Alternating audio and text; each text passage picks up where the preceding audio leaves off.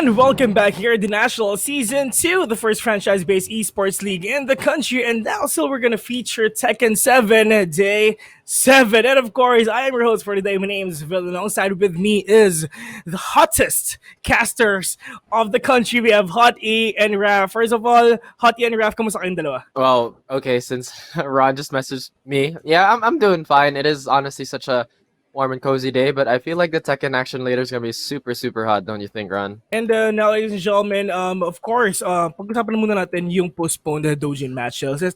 First, kasi due to unforeseen technical difficulties encountered before these matches were postponed, the league was decided to play the games out under the supervision of our marshals prior to today's broadcast in the interest of competitive integrity.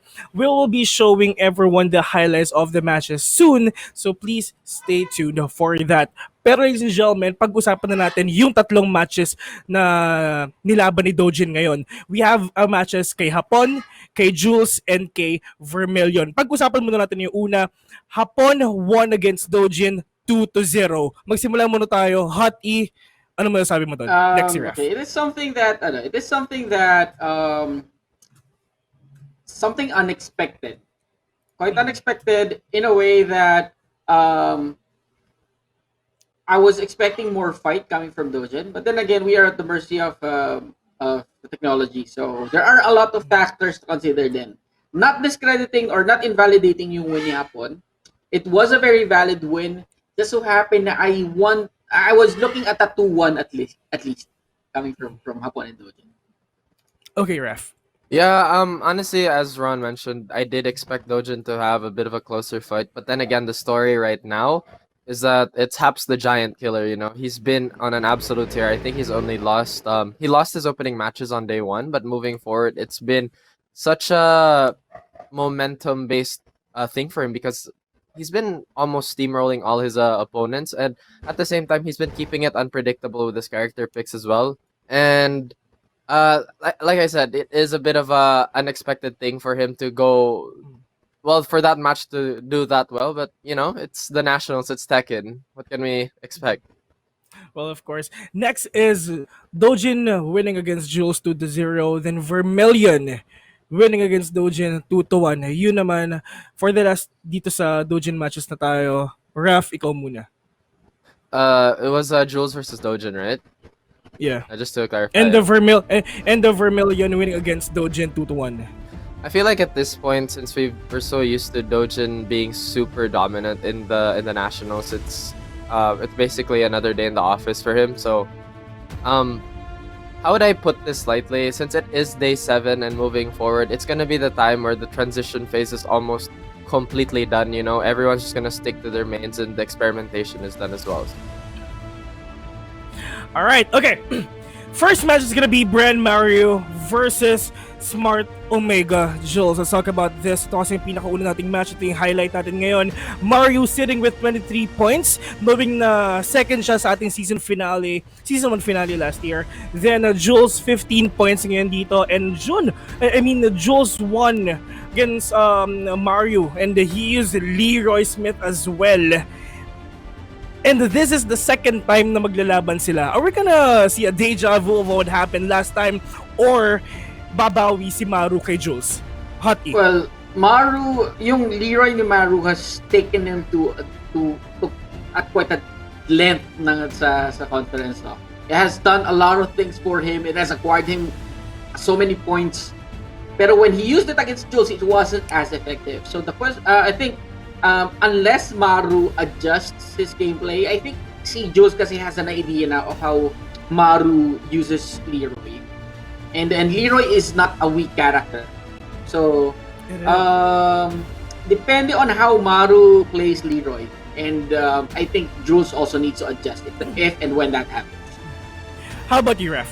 So yeah, the thing about Jules is that the way he plays, it's a lot of checklists, right? Like he always has these steps that he takes, and he does have really great retention when it comes to the matchup. So I guess this is the reason why he's had the edge over Maru in their last matchups. But again, Maru has been quite unpredictable as well. He's been pulling out the Ana, the Asuka, the everything in between, the kitchen sink even. So it's really up to him. to mix it up against Jules because, like we said, Jules is one big database, you know, and to him, data doesn't lie. If he knows you have this tendency, he makes sure to abuse it. Apparently, I checked all the matches for today and ito yung gustong-gusto ko talaga match for today. Actually, yung dalawang playing coach ng Smart Omega, which is si Pika, and si Nature Lover from Signal Ultra Warriors, knowing na sila yung coaches nung mga teams nila back then ngayon na naglalaro na sila for the season. And congratulations nga pala kay Nature Lover kasi nakita ko sa Facebook niya, 1-year anniversary na daw niya sa Signal Ultra Warriors. And again, knowing na teammates sila before, what do you think yung mangyayari ngayon between Smart Omega Pika and Signal Ultra Warriors, Nature Lover, knowing na pareho silang coach and ngayon naglalaro na sila dito sa Season 2 ng The Nationals, Hot A? Well, they are no stranger to competition naman. They have been competing ever since long before Tekken 7 came out. They've been teammates before. They are no stranger to each other. Yung in-game knowledge nila is really deep, and it's really a treat for everyone to see them in action. Kasi yung iba, not everyone can see them playing, like unlike yung mga active talaga sa community. But to those who are watching the Nationals, these two are just known as the coaches before, but now you see them playing, and that means a lot. Kasi pag yung alam mo yun, yung nagtuturo sa'yo can actually do what he has been telling you to do, that sends a very strong message. Ref.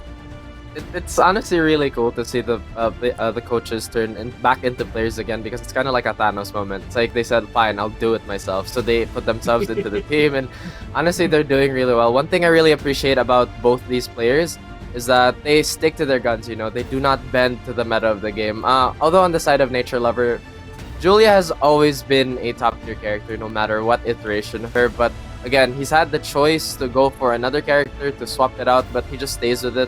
Same can be said about Pika. Armor King, Yoshi, Dragonov, not the strongest characters in the game, but he doesn't care. He does it anyway, you know. He does it for the love and the representation of those characters. Alright, let's talk about the rosters naman ngayon. Knowing na si Hapon is from BRE.Pro back then, and si Coffee Prince is nandito na ngayon, si Happy Feet Emperors. Ngayon, dati magkalaban sila ngayon, magkasama na sila ngayon dito sa Happy Feet Emperors. And then knowing na they're sitting here sa top 8 pareho, parang okay ata yung improvement nila dito sa Happy Feet Emperors. Anong masasabi na dyan? Let's talk about Raf.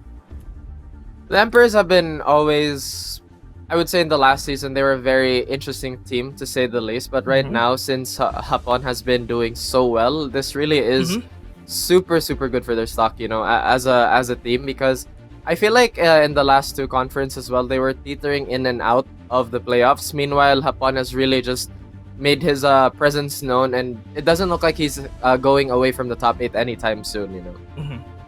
How about you, Hottie? Yeah, Hapon is in a very good position right now. I think currently, if I'm not mistaken, according to unofficial stats, he's currently at number 3. So he's in a very comfortable position. Now, it's Coffee Prince who's really struggling. But I believe that with the help of his teammate and all-time friend Hapon, well, hindi imposible that he makes it to the top 8 and make it to the playoff by the end of this conference. Alright, ladies and gentlemen, thank you for the wonderful insights galing sa ating mga casters, which is Raf and Hottie. And again, to all the people who's watching right now, please don't forget to type in the comments below yung mga favorite yung teams, yung mga favorite yung players na mananalo. And don't forget to like and share the stream as well para mas dumami yung mga sumusupport sa ating mga players ngayon. And I've seen the brackets for today. I've seen all the matches, and lahat talaga sila sobrang interesting. And again, after the break, it's gonna be game number 1, which is BRE.Pro's Maru versus Smart Omega Jules. Once again, I am your host for today. My name is Phil. Alongside with me is Raf and Hot E. See you later. Jules is the most efficient Punisher, the defensive shield of the entire roster, and it's really been showing as well. Although, in the new environment, he has shown a lot more aggression, picking Bob a lot more often as well. His week 1 win rate hasn't been the greatest with 47%, but every match he's been in has been absolutely grueling, Ron. Yes, that is true. And Jules is an immovable object. He has one of the most steadfast defense in the roster. It might have changed because of the environment that we are in now, which is online. But then again, he still has the the basics na kailangan in playing the game, and that is probably why he picked Bob more, and he got more success playing Bob and Claudio instead of compared to when he used Jin. Exactly. And his Claudio has been doing quite well, even though starting off a bit slow. But talking about his opponent now, BRE Pro's Maru, the wild card of the Nationals. 10 picks with Leroy, 60%, and 4 picks with Ana, 100%. Like we said, that Ana is an absolute blender. His week 1 win rate off the charts with 67%. And his Asuka, I would say, still is in the experimental phase of things. Yeah, that is true. Again, the last time they faced, Jules won 2-1 against Maru's Leroy. As we discussed earlier in the pre-show, I would like to see how Maru had prepared against Jules this time. Exactly, and this head-to-head is in the favor of Maru. 6-9 with 3 points with Maru actually, and I feel like this is a testament to how Jules is very dedicated to his data. Meanwhile, Maru is the type of guy who's like, oh, you have data on me, that's cool. Well, have you seen me do this? That's his playstyle. He has the cojones to just try something new at a very crucial stage, a very big stage. The biggest stage of the region. Mm-hmm. That is true. Now we are yet to see, will Maru bring out Pagum Ram? Will he stick with Leroy? Is he going to use Ana against Jules? A lot of questions that is yet to be answered. Now they're currently preparing. I'm really excited more kung sino yung gamitin ni Maru. Yeah, honestly, Maru does have that level of craziness in him as well. It's not to the extent of Dojin, but again, he's always there to surprise people. His character picks, especially like I said, the Ana. Like, where did this even come from, Ron? Do you have any background? Like, did he play this before? Or what is this?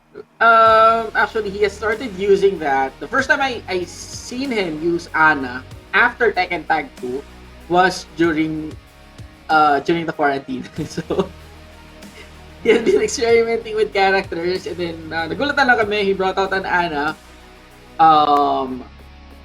Not knowing that he's already preparing for the Nationals, because he wanted to up the 50-50 game, and no, Ana is very well known for that. Exactly, and knowing Maru, as I mentioned, brave. Brave is a good word to put Maru. Oh, you blocked my down back 3. I'm at very big minus frames. Well, I'm gonna down back 3 again because you missed the punish. That's just on you now. Maru likes to push the limits. He loves to just try and extend the momentum to his side and just outright baffle the opponent and make them ask, why would he do that?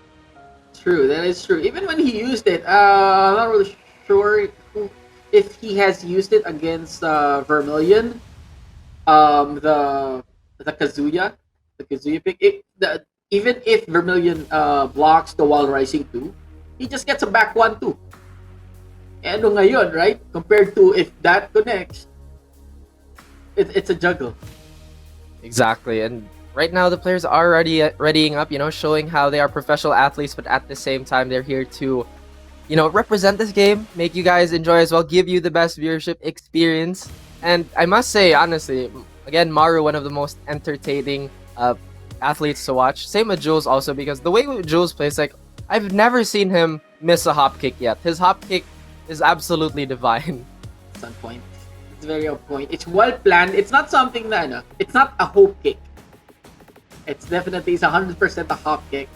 When we say hope kick, hopefully it hits. So, there's a huge chance that it won't. But yeah, let's see. Okay, Jules, it's very well calculated. He knows that it will hit, and that is the only time that he will throw it out. Yeah, the way a lot of players and athletes use the hop kick, it's like a hammer, like, I'm gonna throw it out.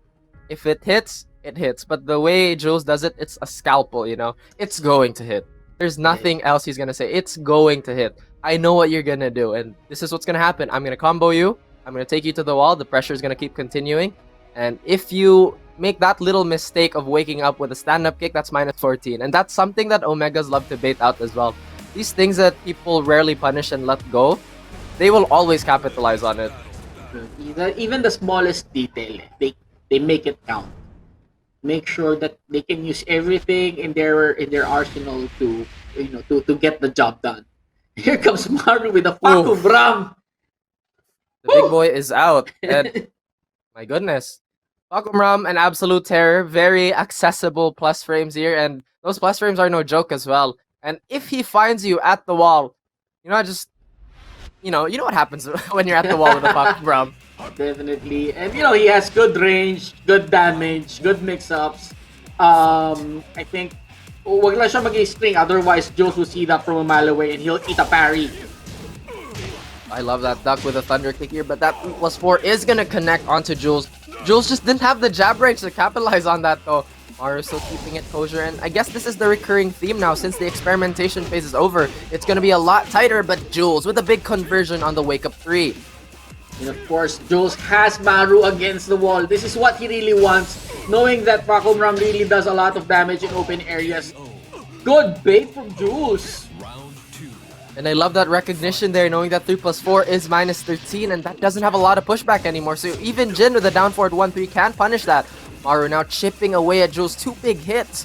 There's only 10 seconds have been passed, but big whip punish here by Jules. On point again, precision on that electric windhook fist, capitalizing. Look at the damage and look at the life lead. Jules really in control of this match.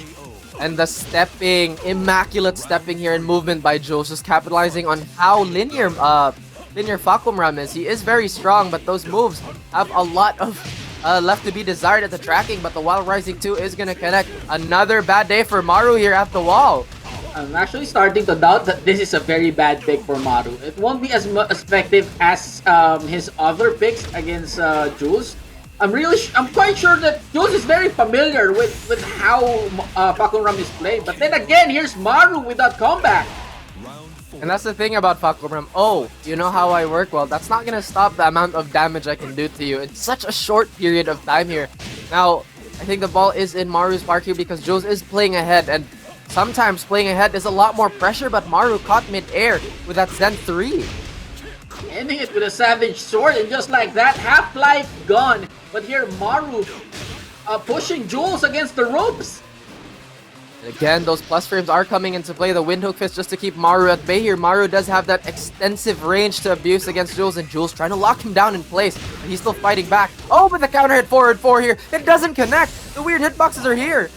And of course, side wall saves lives. No matter how huge Big house sweep on the part of Maru here. Rage drive. Oh my goodness.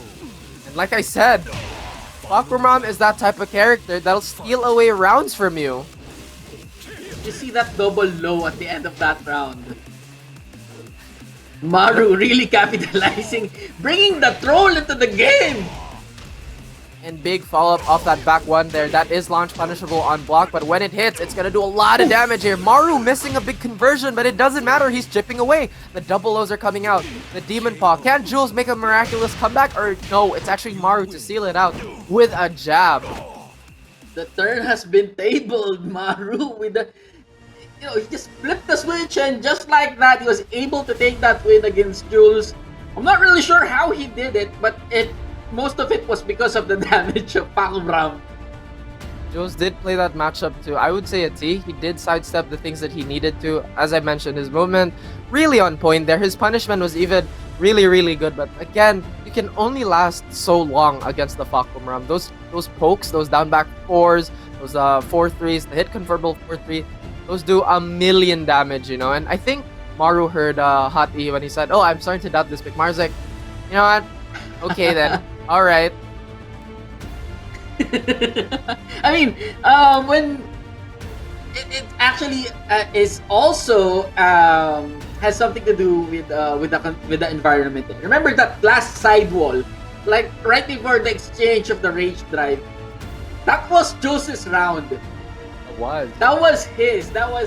If it not for that sidewall, he would have already won 3 rounds to 1.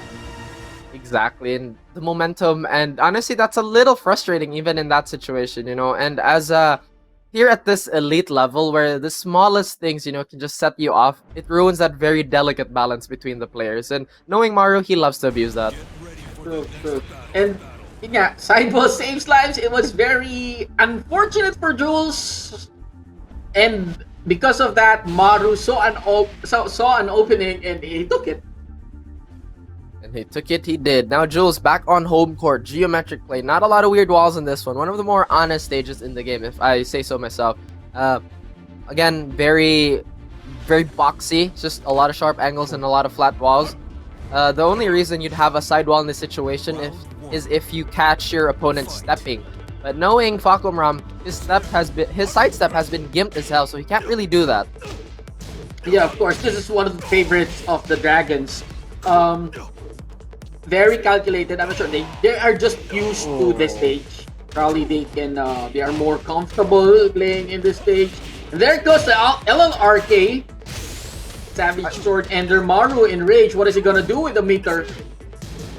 I would have said that whiff was big here, but just enough range for the God Kick to clip Maru there, and Maru suffering from the big hitboxes. Now, Maru actually did have a great whiff punish there, but an even bigger drop. Now Jules trying to check with that forward four. Maru a little more cautious now. Oh, well timed. Wow. Look at that. Stun. Rising 4. To the wall. He will take it. Yes, Savage Sword Ender. No, not quite. Now, the question here for Maru is, why would you press at +3? He's like, you know what, just because I felt like it. And Jules feels like carrying, but the sidewall is saving lives again. The rage is there for both players. This is anyone's game. Oh my goodness. Yes! Oh my god. That was... I'm not sure what he was thinking. He just pulled the trigger and it was at the right moment. It really was. That small delay just gave enough time for Maru to press that button. -13 there on the Zen 1+2. But Maru not finishing it. Jules capitalizing on that. And another big standing 4 by Jules. This is definitely going to take Maru to the wall. What? I'm not sure if it was the dashing or it was too late. But then again, even if it was a side wall, that damage was enough to take the round. And Jules up by a round against Maru. If he takes this one, we go to the final match. Exactly, and that... Oh my goodness, these walls haven't been too friendly for Jules, but Maru, he's been getting a lot of mileage here. Whoa. Surprising tracking from that, but another standing 4 by Jules. What you pressing for, boy? Oh, big punish. It's just like that. The punishment, it just so happens that the wall was there. The wall gods are in favor of Maru. This is unfair. It really is, considering everything. Actually, even from standing 10 here, Maru can wall splat. And Jules just did not have the positional advantage there. Maru trying to chip away at Jules here. Jules still fishing for a big counter hit, but that thunder kick straight to the noggin, Ron. And another, look at that. Won't be enough to kill, but Jules is not in a very good position right now. Maru with an elbow. And a bit of a rough start for Jules here. Maru absolutely dominating the wall with Fakumram. And